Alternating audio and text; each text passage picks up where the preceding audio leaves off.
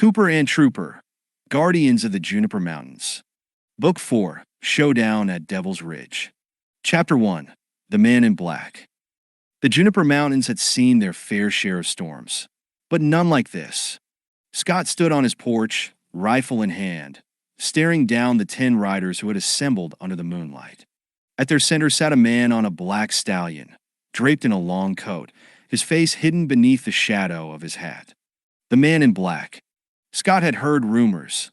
A ghostly outlaw who commanded the lawless men drifting through Arizona. Some said he was a former lawman turned bandit. Others said he had never been caught because he never left witnesses. Now here he was, watching Scott, waiting. Cooper and Trooper stood rigid beside their master, muscles tense, their golden eyes locked on the riders. The leader finally spoke, his voice like gravel. "You should have left well enough alone, old man."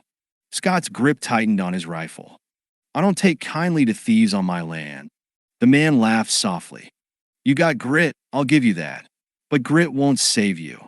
Scott didn't blink. Neither will a bunch of cowards hiding behind masks. The riders tensed, hands drifting toward their guns. The man in black tilted his head. "Last chance. Give up the ranch. Walk away." Scott chuckled, stepping forward. "I've worked this land for 20 years. I bled for it. Ain't a man alive who's going to take it from me." The man in black exhaled. "Shame." Then, with a flick of his hand, the fight began. Chapter 2, The First Shots. The gunfire erupted all at once. Scott dove behind a wooden beam as bullets splintered the porch railing. Cooper and Trooper charged forward, dodging between riders, their growls like thunder.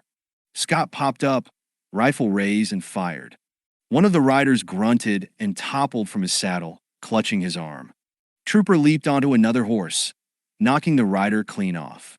The battle spilled into the ranch yard, where the outlaws tried to regain control. But Scott wasn't fighting alone, and he wasn't losing. Chapter 3, A Fight in the Dark. Scott fired again and again, picking off riders who got too close. Trooper had wrestled one outlaw to the ground, pinning him with sheer weight. Cooper had sunk his teeth into another's boot, dragging him from his horse. The riders started to panic. They hadn't expected this kind of resistance, and Scott knew it. But just as he reloaded, the man in black moved. His gun flashed in the moonlight, and Scott felt the bullet rip past his arm. Pain shot through his shoulder. He staggered, blood staining his sleeve. Trooper whirled, barking furiously. Cooper stood in front of Scott, hackles raised. The man in black leveled his gun again. Scott clenched his jaw. But before the outlaw could fire, a deafening roar split the night. Not from a gun, from the mountains, from something else. Chapter 4, The Canyon Awakens. For a moment, everything stopped. The wind shifted, carrying a strange, deep, rumbling noise. Then a scream, not from Scott, not from the outlaws, from one of the horses. It reared violently, throwing its rider. The ground trembled. Scott felt at first a low vibration in the dirt, coming from the canyons behind the ranch. Then he understood. The old mine tunnels. The outlaws had been digging in them for months. And now, they were collapsing. Chapter 5, The Ride for Survival. Scott didn't waste time. "Inside! Now!" he shouted, waving Cooper and Trooper toward the house. The outlaws were frozen, confused. Then the ground cracked. A massive fissure split open near the fence line, sending dust and rocks shooting into the air. The man in black stallion screamed, bucking wildly. Scott didn't wait to see what happened next. He ran for the barn, throwing open the doors. "Come on, boys!" Cooper and Trooper raced inside. Then the world roared. A shockwave of dirt and stone exploded outward, throwing men and horses alike into chaos. And just like that, the outlaws were gone. Chapter 6, After the Dust Settled. When Scott finally crawled out of the barn, dawn was breaking over the mountains. The outlaws had fled. The mine tunnels had collapsed completely, sealing whatever secrets had been hidden inside. The man in black? Gone. Maybe buried. Maybe still alive. but he wouldn't be coming back anytime soon. Scott sat on the porch, exhausted. Cooper nudged his hand. Trooper wagged his tail. Scott chuckled, patting them both. Hell of a night, boys. They grinned, and with the sun rising over the Juniper Mountains, Scott knew the land was his, and it always would be. Chapter 6, A New Beginning. A week later, Sheriff Brown visited. So, he muttered, looking over the wreckage. You really think that was the end of it? Scott sighed. No. Brown chuckled. Figured. Scott adjusted his hat. But it don't matter. Brown raised an eyebrow. That's so. Scott nodded. As long as I got these boys. He scratched behind Cooper's ears. Ruffled Trooper's fur. I'm not worried about what comes next. Brown smirked. 3. Guess I better keep my radio close. Scott grinned. Probably a good idea. As the sheriff drove off, Scott sat back in his chair. The land was quiet again. But only for now. Because in the wild country of the Juniper Mountains, there was always another storm brewing. And when it came, Scott, Cooper, and Trooper would be ready. Always. In a book 4, Cooper and Trooper, Guardians of the Juniper Mountains. Book 5, The Shadow of the Sierra Madre. Chapter 1, A Stranger on the Horizon. The Juniper Mountains had finally settled into an uneasy peace. Scott had patched up his fences, checked on his cattle, and reinforced the old barn. Life was back to normal, or so he thought. One evening, as the sun sank low over the desert, Scott stood on his porch, sipping his coffee, watching the land stretch out before him. Cooper and Trooper sat beside him, ears twitching, their golden eyes scanning the hills. And then Cooper stiffened. Trooper let out a low, warning growl. Scott followed their gaze. And there, far out on the horizon, a lone figure on horseback. Riding straight toward the ranch, Scott set his mug down. Well, boys, he muttered. Looks like company. The Dane stood tall, waiting. And as the rider approached, Scott's gut told him one thing. Trouble was back. Chapter 2, A Man Named Calderon. The rider pulled up at the fence line, a lean, hard-faced man in a dark coat. His black Mustang was lathered in sweat, like he'd been riding hard. Scott didn't recognize him, but the look in the man's eyes said he wasn't here for a friendly visit. Scott stepped forward, rifle resting easy in his hands. Can I help you? The stranger nodded. Name's Calderon. Scott studied him. What do you want? Calderon swung off his horse, dusting himself off. I need a place to lie low. Scott raised an eyebrow. And why's that? Calderon exhaled. Because there's 3 men behind me, and they aim to kill me. Scott felt Cooper and Trooper tense beside him. Scott folded his arms. Well, he muttered, that's a hell of a thing. Chapter 3, The Storm Arrives. Calderon barely had time to unsaddle before the sound of hooves echoed through the canyon. Scott lifted his rifle. Cooper and Trooper snapped to attention. Then, over the ridge, 3 riders appeared. All of them armed. Scott sighed. I suppose there's no talking this out?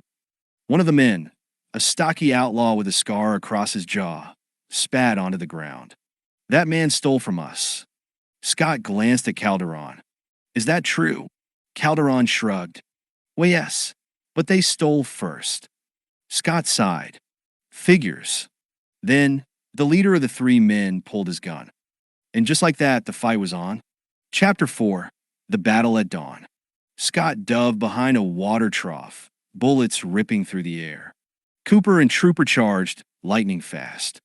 The first outlaw didn't even see Trooper coming before he was tackled clean off his horse. Cooper sank his teeth into another man's boot, dragging him into the dust. Scott fired once, twice, sending the last outlaw's horse rearing. Within moments, the fight was over. 2 men lay groaning in the dirt. The third, gone, ridden off into the hills, vowing revenge. Scott stood, dusting himself off. He turned to Calderon. Whatever you're wrapped up in, I don't want any part of it. Calderon nodded, understanding. But something in his eyes said this wasn't over. Not by a long shot. Chapter 5, The Hunt Begins. By the next morning, Calderon had vanished, leaving only a single note. "They'll come for you too." Scott exhaled. "Well, boys," he muttered, "guess we're in it now." Cooper and Trooper stood ready, and as the sun rose over the Juniper Mountains, Scott knew the hunt had begun. To be continued, the fight for the Juniper Mountains is far from over. Cooper and Trooper, Guardians of the Juniper Mountains. Book 6, The Blood Trail. Chapter 1, The First Strike. The Juniper Mountains had seen their fair share of outlaws, but Scott knew this time was different. Calderon's warning hadn't been a maybe, it was a promise. Whoever those men were, they weren't finished. Scott spent the next few days reinforcing the ranch, checking his ammo, and keeping Cooper and Trooper close. Then, just as the sun was dipping behind a ridge one evening, the first shot rang out. The bullet whizzed past Scott's shoulder, shattering a fence post. Scott hit the ground, rolling behind a stack of firewood. Cooper and Trooper whirled, ears pinned back, growling low.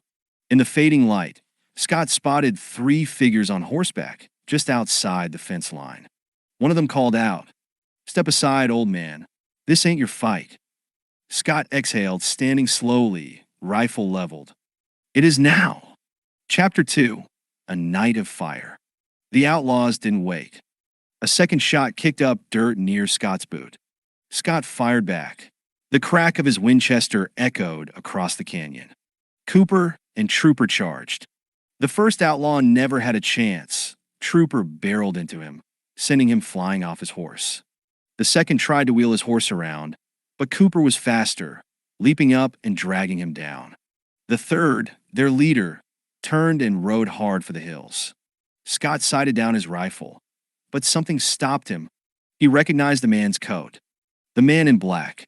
Scott's jaw tightened. Well, hell, this wasn't just some random band of outlaws. This was personal. Chapter 3, A Visit from the Sheriff. By morning, the 2 captured men were tied to a fence post, bruised and spitting dust. Sheriff Brown arrived with 3 deputies, eyeing the situation. Scott crossed his arms. These 2 came looking for trouble.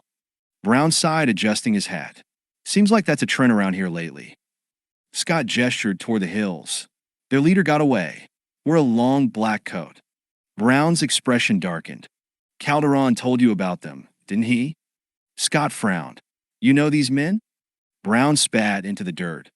"They call themselves Los Fantasmas, the Ghosts, a gang from down south, running stolen cattle, guns, and worse." Scott narrowed his eyes. "And the man in black?" Brown sighed. "They say he used to be a Mexican military officer. Went rogue. Now he runs this gang like a war camp." Scott exhaled. "So, what's the law doing about it?" Brown shrugged. "Not enough." Scott's grip tightened on his rifle. "Then I guess it's up to me." Brown gave him a long look. "You really want to go to war with them?" Scott looked down at Cooper and Trooper, their golden eyes gleaming in the morning light. "Looks like we already have." Chapter 4, The Trap at Dead Man's Gulch. Scott didn't wait. If the ghosts wanted to fight, they were going to get one, on his terms. He knew they'd come back, so he set a trap. That night, he rode out to Dead Man's Gulch, the narrow pass they'd have to take if they were circling back toward his ranch. He hid himself in the cliffs, rifle ready. And sure enough, they came. 5 riders, silent as shadows, moving through the gulch. Scott whistled once.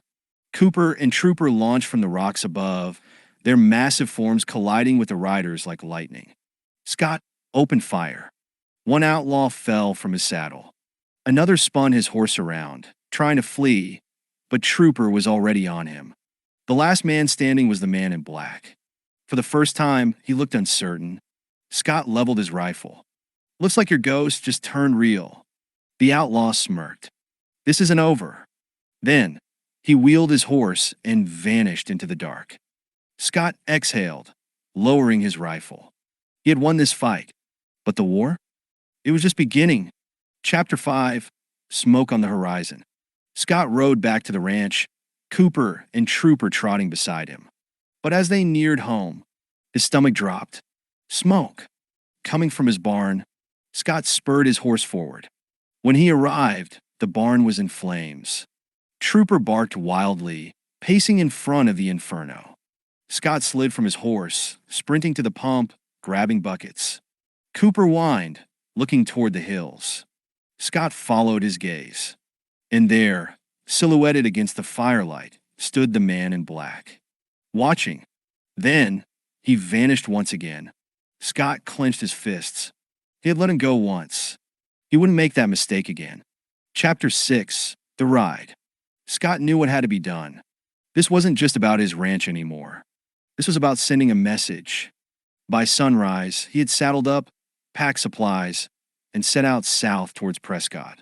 Sheriff Brown met him at the edge of town. "You really riding after him?" Scott nodded. Brown sighed, shaking his head. "You're going to get yourself killed." Scott smirked. "That's what they keep telling me." Then, he rode off into the hills, Cooper and Trooper at his side. Chapter 7. Into the Lion's Den. The ride south was long, but Scott knew where to find him. The Ghosts had a hideout in the mountains west of Williamson Valley, steep hillsides fortified with large boulders. Scott waited until nightfall. Then, he moved. With Cooper and Trooper leading the way, they slipped through the shadows of the large boulders. And finally, they found him. The man in black, sitting at a fire, his gang surrounding him. Scott exhaled. This was it, the final showdown. And he wasn't leaving until it was finished. Chapter 8. The Last Bullet. The fight was brutal. Scott took down 2 men before they even saw him. Trooper tackled another, sending him crashing into the fire. Cooper leapt at the man in black, but the outlaw was fast. A gunshot rang out. Cooper yelped as a bullet grazed his shoulder. Scott saw red. Before the man in black could fire again, Scott shot him clean through the chest. The outlaw staggered, gripping his wound. "You don't understand," he whispered. Scott holstered his rifle. "I don't need to." The man in black fell. And with him, the ghosts of the Sierra Madre were finished. Epilogue: a quiet victory. Scott rode back to the ranch 2 days later. Cooper had a bandage on his shoulder, but he was still standing proud. Trooper wagged his tail, licking Scott's hand. Brown met them at the gate. "Well," Scott smirked. "It's over." Brown nodded. "For now." Scott chuckled. "Yeah, for now." But in the wild country of the Juniper Mountains, trouble never truly ended. And when it came again, Scott, Cooper, and Trooper would be ready. The end for now.